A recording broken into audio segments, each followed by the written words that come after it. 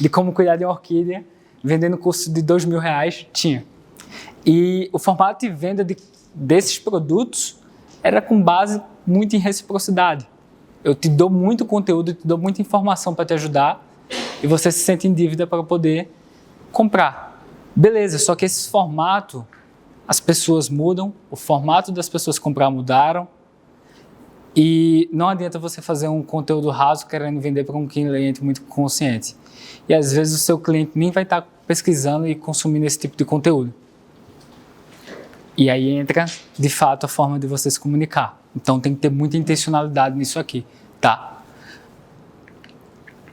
Afinidade, topo e meio de funil. O melhor exemplo aqui seria a Virgínia. A Virgínia vendeu milhares de body splash que ela lançou, usando de ancoragem uma música, usando de ancoragem toda a imagem dela e a audiência de pessoas que se conectam com ela, com o conteúdo que ela posta no dia a dia, sem filtro. Claro, com muita intencionalidade, mas teve um dia recente que a Virgínia, agora na época da Copa, ela produziu um conteúdo nos stories, abrindo a geladeira com bastante garrafa de Itaipava. O que vai acontecer no dia seguinte? Ou no mesmo dia? As pessoas comprarem Itaipava.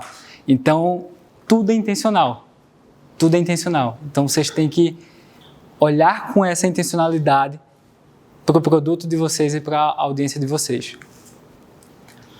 O exemplo da prova social, meio de funil. Não tem exemplo melhor que o Monjaro, né? Hein, Matheus? Não tem exemplo melhor que o Monjaro para a prova social, né? Exato. O cérebro ele usa o comportamento dos outros como um atalho de decisão. Então, se a pessoa vê uma outra pessoa que teve resultado com aquilo, você vai querer. E eu até trouxe um exemplo aqui que essa prova social pode ser dividida em 3 elementos. Prova social genérica, ela vai ter pouco impacto para a sua audiência. Uma prova social de alguém parecido com esse seu potencial cliente, vai ter um impacto médio. E a prova social de quem a pessoa quer se tornar, aí vai ter um impacto alto. Então, a pessoa viu uma pessoa usando um Monjaro próxima de você, que ficou no shape, trincado e etc., a pessoa vai ficar, poxa, vou experimentar isso. E a pessoa ainda sabe que vai ter colateral, e topa. E tomou a decisão. Autoridade, meio de funil. Bom, o Neymar na Copa, mesmo que não está na sua melhor fase, e está jogando em um time nacional, e não está tendo a melhor competitividade aí, a gente sabe que isso é uma representação muito nítida aí da autoridade. É um sistema inconsciente de delegar decisão. E as pessoas não enxergavam a Copa sem o Neymar, pela referência que ele é, no meio. E a gente pensa que, pô, Thiago, beleza, como isso se conecta com comunicação? O mundo dos esportes é muito envolvido pela comunicação, tanto da rede social deles e as marcas que eles representam. Se vocês observarem, desde quando o Neymar topou fazer a publicidade da Puma em vez da Nike, a imagem dele deu uma decaída. A visão das pessoas dele nos negócios, no futebol, mudou. E a Nike e a Adidas, que monopolizam o mercado, também vão se certificar de fazer de tudo que elas estejam em evidência. Então, se você... Às vezes a gente nem presta atenção nesses detalhes. Mas está tudo conectado com a sua tomada de decisão para a compra daquele produto, daquela solução. Um outro exemplo disso daqui da autoridade é a ON. Os tênis da ON. Quem aqui conhece os tênis da ON? Alguém não conhece os tênis da ON? Levanta a mão. Tá. Esses tênis da ON é um tênis que os Faria Limer estão usando muito, o pessoal fala. E acho que é do Jorge Paulo Lema, né? Alguém sabe de quem que é a ON? Não? Não, é da Suíça. Suíça? É da Suíça. Tá, então viajei aqui. Essa marca, ela entrou no público brasileiro e em determinado momento estava você vendo atletas usando no meio da corrida, no meio da trilha, várias pessoas ao seu redor que não tinha nada a ver com o contexto de estar usando um tênis, colocando um tênis. Pessoas na internet, influenciadores usando, e aí quando você vê, você pega, chega na loja e compra esse produto. O exemplo da ON talvez não seja o melhor, porque tem gente aqui que não conhece, mas pode ter conectado alguma outra ideia aí na sua cabeça de algum produto, alguma marca que você viu em várias pessoas e você comprou, sem nem perceber. Escassez. Escassez, ela é atrelada a fundo de funil. Bom, quem tiver aí com seu marido, já aproveita, cutuca, manda na indireta. A Hermès é uma boa referência de escassez, porque a escassez não é só sobre ter poucas vagas e poucas unidades. É sobre você definir se aquele produto é para aquela pessoa. É sobre você definir uma capacidade operacional sua verdadeira de entrega, um prazo real ou uma janela de acesso. E a Hermès faz isso muito bem e faz com que as pessoas desejem fazer parte daquele ecossistema, fazer parte daquele meio. E se sentir pertencente naquilo também, porque se torna uma conquista. E você não chega na empresa já podendo comprar aquilo que você quer. Você começa a construir um relacionamento. Que essa construção de relacionamento tem a ver já com o comprometimento e consistência. O comprometimento e consistência nos sexto gatilho, ele passa ao longo de todo o funil, você utilizando de forma estratégica todos os outros gatilhos para ir gerando pequenos avanços naquela pessoa de comprometimento com você.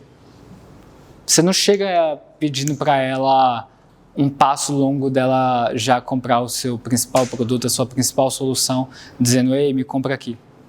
Você vai desenvolvendo uma relação com essa pessoa e para quem consome muito conteúdo de alguém específico na internet, se você às vezes vê essa pessoa na rua, às vezes parece que você conhece aquela pessoa. Que você sabe exatamente a vida dela, a rotina dela, e você se conecta bem. Ou ao contrário, se você é uma pessoa que produz conteúdo, alguém te vê e fala, naquele dia você estava naquele lugar. A gente pensa que não, mas as pessoas lembram. E é assim que a gente entra nesse momento de ir gerando pequenos comprometimentos e avanços para a tomada de decisão da pessoa. E eu vou mostrar aqui, pessoal, casos reais de funis que usam na prática essa estrutura aqui que eu mostrei para vocês. E vou exemplificar, correlacionando para vocês tudo que eu mostrei. Aqui não tem caixa de som, né? Mas eu vou falar para vocês. Esse evento aqui é o Up Summit.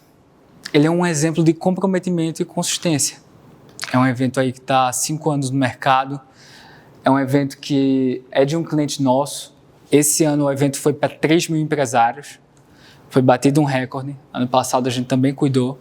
E ano passado tinha sido outro recorde, que foi 2.500 empresários. 3 dias essas pessoas reunidas. E eu até fiz um post escrito aqui que até o Guilherme Benchimol se surpreendeu. E no vídeo aqui ele fala que é incrível reunir 3 mil empresários durante 3 dias.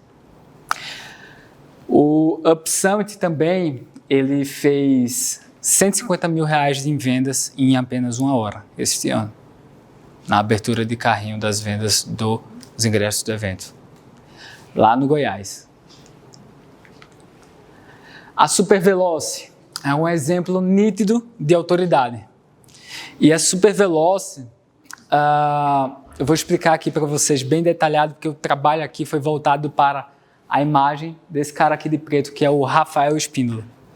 O Rafael Espíndola, ele é conhecido como o Batman brasileiro, porque ele mandou fazer uma roupa do Batman e colocar na garagem dele uma réplica idêntica do Cavaleiro das Trevas do filme. E foi ele também que mandou fazer o Tumbler, que é o carro do Batman, do filme. E foi aí que o Neymar viu o projeto, gostou e pediu para comprar dele. E ele vendeu. E esse cara me procurou com o desafio de: Thiago, eu quero fazer o carro que eu vou lançar, o primeiro super esportivo brasileiro, ser reconhecido, ser desejado, as pessoas conhecerem, ter uma percepção de valor. E toda essa construção de percepção de valor foi associada a um trabalho na imagem do Rafa, de divulgar conteúdos estratégicos do carro do Batman e da garagem de carros dele, de Ferrari, Lamborghini, para, na cabeça das pessoas, elas associarem esse carro da marca super veloz dele, carro chamado Único, a esses elementos, a esses símbolos. Ao símbolo de um carro do Batman, a uma Ferrari, a uma Lamborghini. E saiu uma matéria da Forbes recentemente que o Único, que é o nome do carro, está entre os top 5 carros mais desejados. E aqui, esse é um case de 1 bilhão, a REC Alimentos. E foi usada aqui uma estrutura de prova social e afinidade. Como que um negócio de distribuição alimentícia, B2B, você vai influenciar com a internet do cara do setor de compras de um supermercado tomar a decisão de comprar uma marca nova lá para colocar na prateleira? E aí entra como a gente influenciar as coisas de forma intencional. Se eu sei que a estrutura de vendas de uma empresa como essa é no porta a porta, é na prospecção ativa, é já abordando os pontos de vendas ou em eventos, de forma estratégica, antes de o comercial dele fazer uma ação naquele lugar, eu vou ter divulgado toda uma sequência de conteúdos com o objetivo de alcance, de ser visto, com antecedência. De separar conteúdos desde os produtos de alimentos, um macarrão, um doce de leite, uma coalhada, um pacote de leite, para pessoas que já é do meio, e depois eu mostrar para essa mesma pessoa um uso desse produto no dia a dia, e depois eu mostrar para essa mesma pessoa outros negócios que estão já vendendo esse produto. E aí ela tem o senso de: eu estou perdendo uma oportunidade aqui de estar aproveitando mais. Então, esse conhecimento específico do potencial cliente de vocês faz com que você consiga pensar nessas estratégias que podem parecer simples, mas tem uma alta intencionalidade e também um alto efeito de impacto. Vou dar um exemplo aqui também, como prometido, do esposo da digníssima Alice. O Rony, esse vídeo que eu gravei com ele foi em novembro do ano passado. Já é um projeto que a gente está há 4 anos juntos. E ele é dono da MentorFi. A MentorFi é uma área de membros de gestão de processos de mentorias e educação. Cursos educacionais, faculdade. E até novembro do ano passado a gente tinha investido dele R$59 mil e ele vendeu R$1.800.000 com isso.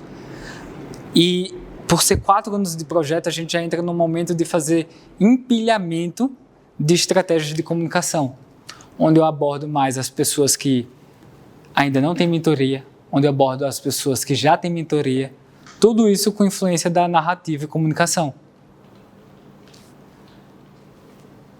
E aqui o exemplo do Rony é o exemplo melhor da reciprocidade. Tem muita gente que tem um processo de vendas, inclusive, parecido com o do Rony, que é um processo de vendas de: eu gero a demanda, eu gero o potencial cliente, agendo uma reunião com ele e faço uma venda consultiva, 1 a 1 com a pessoa. E é muito utilizado o gatilho da reciprocidade aqui, de a entrega relevante para a pessoa lá do outro lado. Ela se sente em dívida e quer retribuir, quer estar junto, quer estar perto, quer usufruir da solução. Bom, eu sou fundador da Anjos Mídia, estrategista em aceleração de negócios e receita. E O próximo nível, pessoal, eu quero propor aqui para vocês eu vou disponibilizar 1 hora da minha agenda com cada um de vocês aqui. Aí eu deixei até um espaço longo e aberto, porque a minha agenda não está tão disponível nos próximos dias, para eu fazer uma análise específica para o negócio de vocês e trazer de forma prática o que vocês podem implementar no comportamento do potencial do cliente de vocês. E por isso aqui agradeçam ao Matheus, tá? Que ele me pediu para colocar. É isso, pessoal. Obrigado.